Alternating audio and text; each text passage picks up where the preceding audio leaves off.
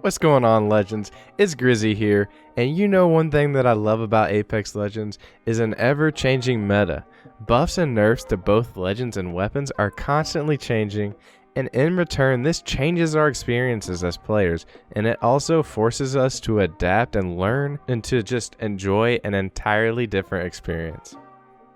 Now there are some notable changes to weapons in Season 4, and today we're going to discuss how these newly altered guns stack up in a tier list, but we're going to do that in the Bear's Den way. With this video, I'm going to give each weapon a grade from S tier to F, but I'm also going to rate how aggressive you can be with each gun, how much a gun can pull off maybe a crazy multi-kill or a squad wipe. And the reason for this is due to the fact that most tier lists on YouTube don't really tell you why the gun is good or what it's good for, they just tell you that it's good. So I'm hoping to give you guys just a little perspective. We're going to organize this video by discussing each weapon category: ARs, SMGs, LMGs, shotguns, snipers, and pistols. So let's get into it. So starting off in the assault rifle class, we have the VK-47 Flatline, which in my opinion is one of the most underrated guns in Apex. This thing is reliable, and I'm a big fan of how hard it hits with 19 damage to the body and a 2x headshot multiplier, meaning that the Flatline hits for 38 to the head. This weapon in my opinion also has one of the best hip fires in the game, with a stable and easy to control recoil without needing to aim down sights at hip fire, meaning that this gun is deadly close range, but it can also be equipped with the anvil receiver for single fire mode. This puts out some high damage from mid to long range as well. This AR feels like a solid choice if you really want versatility and raw firepower. I give the Flatline an A grade and an 8 out of 10 rating for squad wipe kills and aggression. This weapon has proven itself useful even at the highest level in ranked Predator lobbies and can hold up to 30 bullets in the mag, making it a good weapon to pick up and utilize in outnumbered scenarios. The G7 Scout is a semi-automatic, light marksman rifle that was switched to the assault class this season. Now it only accepts AR optics and attachments with a reduced fire rate added on for good measure. Even with all these nerfs though, the G7 Scout still deals out massive damage from medium range with a 34 body shot and a massive 68 damage to the head. This means that if you can hit those headshots, you can dominate with the G7. Now last season the G7 Scout would have been an S tier weapon with its insane fire rate and high damage numbers. Although the Scout experienced some nerfs this season, it's still a high tier weapon that you should utilize in medium range fights, especially in ranked games. I rate the Scout as an A overall and a 6 out of 10 in the potential to get squad wipes. Don't get me wrong, it's still very possible to get a little aggro with the Scout, but the ability to squad wipe with this weapon relies on your positioning and ability to pick off enemies one by one from a medium range. The iron sights are terrible on the G7, so I highly recommend trying the 3x scope when using it. The HEMLOCK received a buff this season, and it has proven to go from a low tier weapon to a useful weapon to pick up for medium to long range engagements.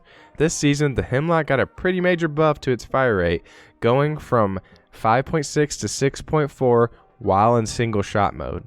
This is huge for the HEMLOCK, making it the second fastest single shot rate of fire in the game after the P2020. This weapon does have a high skill cap though, and I recommend practicing shots in the firing range with both the 2x and the 3x scope.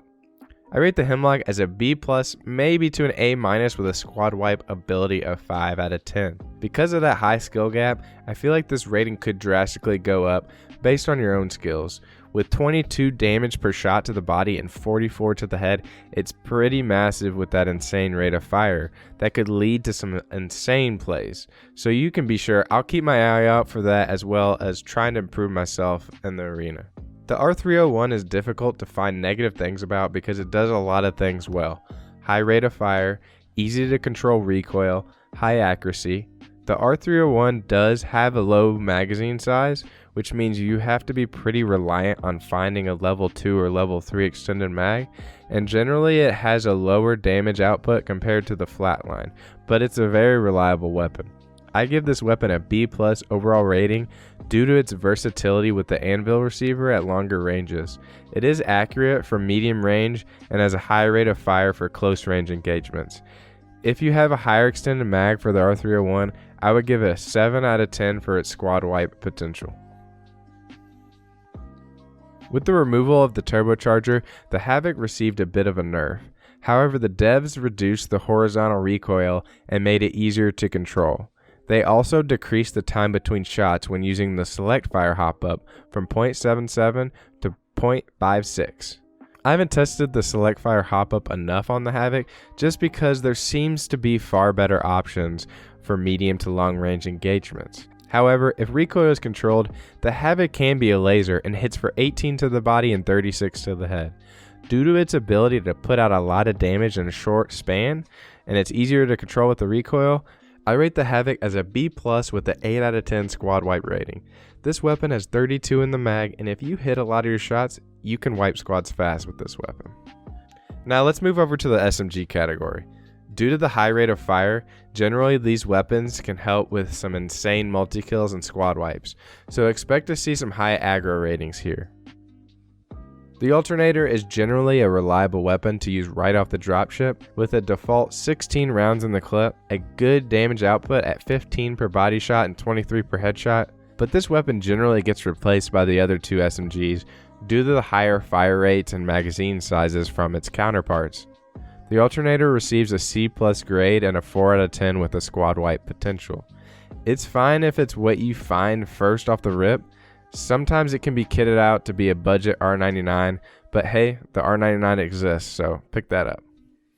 The Prowler PDW received a meta-defining buff with a single increase in damage this season. The Prowler was increased per shot from 14 to 15 damage. The Prowler has been proving itself to be one of the best weapons in all of Season 4 and has been defining the meta. The R99 has reigned supreme since the launch of Apex Legends with regards to SMGs and sometimes just guns in general. However, the Prowler is attempting to take its place at the top of the list. The PDW does boast a much higher magazine size than the R99, and the muzzle flash is much easier to see enemies when using the Prowler as an SMG. I give the Prowler an S tier rating for Season 4 with a 9 out of 10 squad wipe potential. If you see this gun, don't sleep on it or someone else will end up putting you to bed with it. Now let's talk about the former king of this class.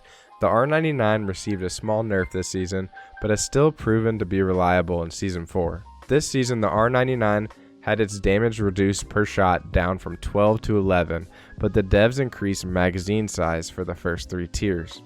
The R99 is a weapon that I still look for and utilize for many of my games due to its insane fire rate and ability to laser at short to even medium ranges. The recoil is very predictable and a general up direction and can be controlled for gunfights at medium ranges. I give the R99 an A- with an 8 out of 10 squad wipe potential. Even though it's had a damage nerf, the fast rate of fire allows this weapon to succeed for many multi-kills, and it's still highly recommended to run in these aggro loadouts. We kick off the LMG category with the Devotion, which is now a legendary LMG that can only be obtained by a care package. I 100% agree with Respawn's direction with the Devotion because a fully kitted Devo was always insanely scary. The new Devo comes equipped with a 2x HCOG bruiser, a level 4 barrel stabilizer, an increased 54 ammo and 1 mag, and 162 reserve ammo. The new Devo is S tier and a 10 out of 10 when it comes to squad wipes due to its insanely high ammo capacity.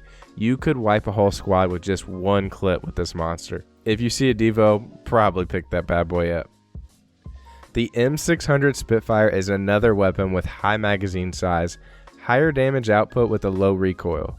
The major cons with the Spitfire is the slow firing rate, slow reload speed, and slow ADS strafe speed. In comparison to the Flatline, the Spitfire does 18 per body shot, 36 to the head, while the Flatline does 19 to the body and 38 to the head with a faster fire rate. Also, the flatline is extremely accurate with hipfire and allows you to have a faster strafe speed than the Spitfire. And due to this, it's usually smarter to pick up the flatline versus the Spitfire this season, although the Spitfire does have a larger magazine size. With the amount of damage the Spitfire puts out, the flatline is just better in all facets, so I give the Spitfire a B- weapon grade and a 5 out of 10 squad wipe potential solely due to the large magazine size. A new addition to Season 4 was the L-Star EMG coming as a normal base weapon in the game. Frankly, I never picked this weapon up in previous seasons because it was rare in care packages, and by the time I would find one late in the game, I would have a fully kitted R99 or other weapon that made more sense and was more reliable than the L-Star. But man, have I been shocked at how effective the L-Star has been this season. This weapon does 18 damage to the body, 36 to the head, shoots very large projectiles, thus making it very easy to hit targets at close to medium range. The L-Star has really surprised me this season and has literally gone from a D- rating that I would have given it last season to a solid B+ this season. Due to the overheating potential with multiple targets, this weapon is difficult to use solely for a single squad wipe, so the L-Star gets a 6 out of 10 with the multi-kill rating due to its overheating effect, but it still makes for an excellent secondary. Next, we have our sniper category. The LONGBOW-OMR was a beast in ranked on King's Canyon when they buffed the fire rate. Ever since the longbow fire rate was decreased again, they released weapons like the OP charge rifle last season and the Sentinel this season. The longbow is currently just a relic of the past and I rarely decide to run it. I give this weapon a B- because it's still a solid gun, but it gets a 4 out of 10 squad wipe rating due to its slow fire rate. Next up, we have the KRABER 50 cal sniper. This weapon is a legendary care package weapon that hits for 145 to the body and 297 to the head. Truly a deadly weapon, but takes a ton of skill to master. The KRABER is an A-class weapon due to its potential for the one-shot kills, but I give it a 5 out of 10 squad wipe rating due to its slow bolt action reload and slow reload time. A true master of this gun can pull off some insane squad wipes, but I seem to always hit for only body shots with this one. This weapon, in my opinion, should just be a shotgun and has no reason to fake looking like a sniper rifle. It's just a Mozambique on some serious roid rage. The triple take deals 23 to the body and 46 to the head, and I just don't feel like this weapon does enough damage at longer ranges. Sometimes you're gonna hit people 4 to 5 times without even knocking them, making this weapon better medium range. But other weapons like the G7 Scout and HEMLOCK, R301 are far superior even at these ranges. Possibly even a Mozambique itself, so this gun gets a C+ with a 3 out of 10 squad wipe rating, meaning that if you find the triple take, you might want to stick to just the melee. The Sentinel is the new weapon and it surprised us all this season. This bolt action sniper deals a high damage per shot and shreds any shield instantly with 0% leg damage reduction when charged with the shield battery. I find this weapon more useful to use medium range when you're about to follow up. Sitting back sniping in this game a lot of the time doesn't lead to success. You'll hit for 65 to the body with this weapon and 130 to the head, but if you're too far out, their teammates might drop a Gibby bubble and res before you and your team can even follow up. I like to use this weapon more at medium to short close range where I can use it to pop a shield and follow up with a secondary. The Sentinel is very useful and is very satisfying when you pull off some really cool shots. This weapon gets a B+, but still sits at 3 out of 10 squad wipe potential due to its bolt action and doesn't really have nutty damage of the KRABER, meaning there's no real room for super aggro on this gun all alone. The charge rifle came into last season way too overpowered, but now feels sort of underwhelming. The weapon is hit scan, making it user friendly for newer players and very accurate. The charge rifle hits for 45 to the body, 56 to the head. I just think there are other snipers like the Sentinel, KRABER, and Longbow that do a better job at longer ranges this season. The charge rifle gets a C with a 2 out of 10 squad wipe potential. Respawn over nerfed this one. I think it's going to need a little bit of help before we start seeing it again in serious play. Now let's move on to shotguns, starting with the EVA 8. The EVA 8 is a pump action automatic shotgun, but it is outclassed by its successor, the PEACEKEEPER. The EVA does deal damage that's higher when most of your pellets connect and can be deadly with the epic shotgun bolt and double tap trigger. This shotty did receive a slight buff with reduced delay between bursts when using the double tap, but I still usually drop this weapon for the PK when I see one because it has a higher chance to hit for higher damage in a burst, and that's kind of why you want to run a shotgun in the first place. The EVA 8 gets a B weapon rating with a 6 out of 10 squad wipe ability. The MASTIFF is a legendary shotgun with 4 bullets in the clip. This weapon does 18 per bullet, which can multiply up to 144 to the body with all pellets connecting, and 36 per bullet per headshot, which can receive up to a massive 288 damage to the head. This weapon is honestly a game winner and can deal massive damage in a short amount of time. The MASTIFF receives an A+ grade and an 8 out of 10 aggro rating for me. It would be higher with wipes, but only 4 in the clip really prevents it from fully wiping a squad itself and forces it to be somewhat skill based, meaning you have to hit your shots if you want to make those plays. The Mozambique shotgun is a magazine fed triple barrel shotgun pistol that uses shotgun attachments and shotgun shells. It fires 3 pellets, 1 from each barrel in the shape of a triangle, with the top middle pellet hitting the place of the red dot while aiming down its iron sights. The Mozam can be decent off the drop equipped with hammer point rounds, but it is rare to usually have both early game. The weapon also has a 3-round magazine without a higher magazine potential, and the damage drops at ranges. The Mozam gets a D without hammer points and a B- with hammer point rounds. If you hit your shots, it's still a 1 out of 10 squad wipe potential due to the limited bullets in the magazine. But that hasn't stopped players from coming up with some sick plays with the Mozambique. So guys, let me know down in the comments, what is your best Mozambique play? The Peacekeeper is a lever action magazine loaded shotgun that uses shotgun shells. It fires 11 pellets in the shape of a star, 1 pellet in the middle, and 2 on the outer line of the star shape. This weapon is a game changer and can turn around fights in an instant. If there's one weapon you can have while fighting a 3-man, the PK is your gun you should be seeking. The PK hits 10 per bullet to the body, which could hit up to 110, and 13 to the head, which could be up to 143 damage. The PK is a beast, and you should make sure you grab it and practice it when you can. You will often see pros always utilizing this powerful gun.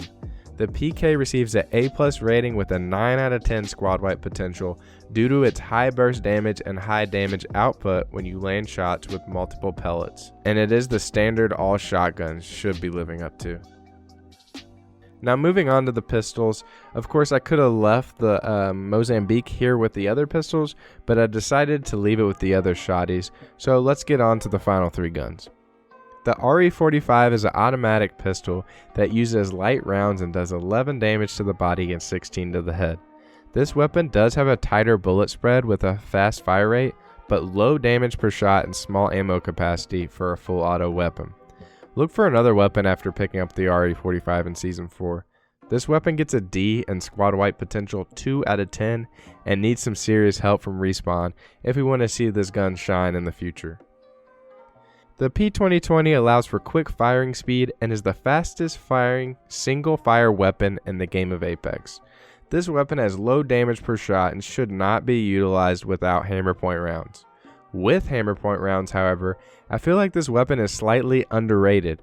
When you find a gold P2020, I recommend you pick it up due to its fire rate and larger magazine size. The P2020 without hammer point rounds gets a D-, but with them gets a solid B+.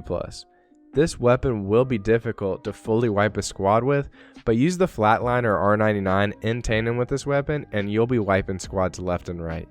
Alone, the P2020 is a 2 to 3 out of 10 squad wipe / multi-kill potential, even with the hammer point rounds. One of my favorite weapons in all of Apex, we're saving the best for last boys, is the Wingman. This weapon hits home to me right here. I just love using the Wingman and have a lot of fun using it. I love the Wingman due to its skilled use that requires precise timing and aiming. I feel like the Wingman is one of the most satisfying guns to use to win in Apex Legends. A headshot with this beast turns the tides of a fight, and this gun needs to be respected. The Wingman got a slight buff this season, making it viable without an extended mag, since it had its mag size increased from 4 to 5. Level 1 mags have 6 bullets, level 2 has 7 bullets, and level 3 has 8 bullets now. This weapon does 45 to the body and 95 to the head without helmet reduction, making this gun insane when you hit some precise shots. I mean, you all have seen highlight reels. This gun is the playmaker. I give the Wingman an A rating overall, but with a 7 out of 10 squad wipe potential. However, in saying that, knowing that this rating should be directly proportional to your skill rating, if you can hit your shots consistently, this is the gun you need to be running in most situations. Alright guys, that's the end of the video. I appreciate you guys for checking it out, for taking time out of your day to stop in. Hopefully you guys learned something about Season 4 of Apex today, and I hope you guys are enjoying Season 4 of Apex. I know that I'm really enjoying it, and I'm also really enjoying all the support, all the likes, the comments, the subscriptions to the channel. I really do appreciate you guys. Thank you all for stopping in, and I'm Grizzy. I'll see you guys on the next one, and I'm out.